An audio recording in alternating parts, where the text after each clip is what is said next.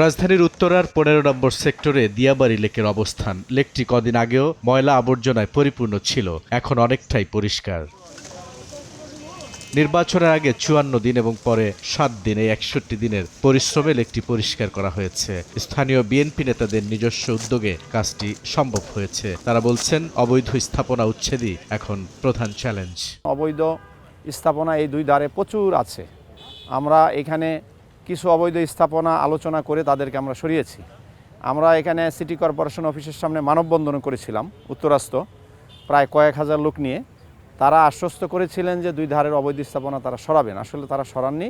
লেকটি অনেক গভীর ছিল একসময়। আশপাশে বাড়ি তৈরির সময় পাইলিংয়ের সব মাটি ফেলা হয়েছে এই লেকে, ফলে লেকটি ভরাট হয়ে গেছে। পানির রং বদলে তা আলকাত্রার রঙে পরিণত হয়েছে।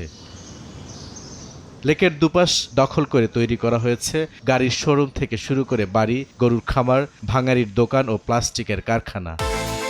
বিকাশ পেমেন্টে ১০,০০০ টাকার বেশি অফার। শপিং চলছে তো।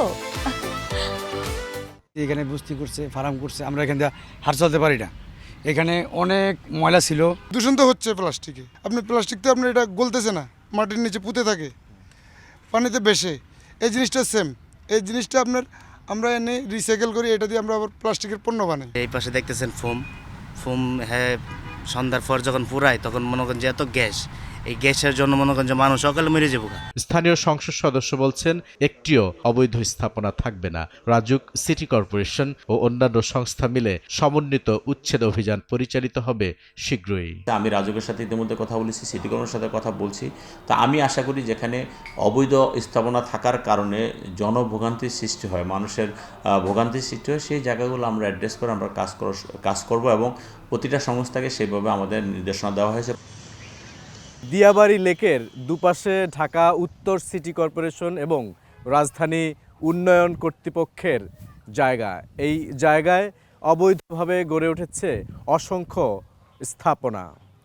এর আগেও এসব স্থাপনায় উচ্ছেদ অভিযান পরিচালিত হয়েছে।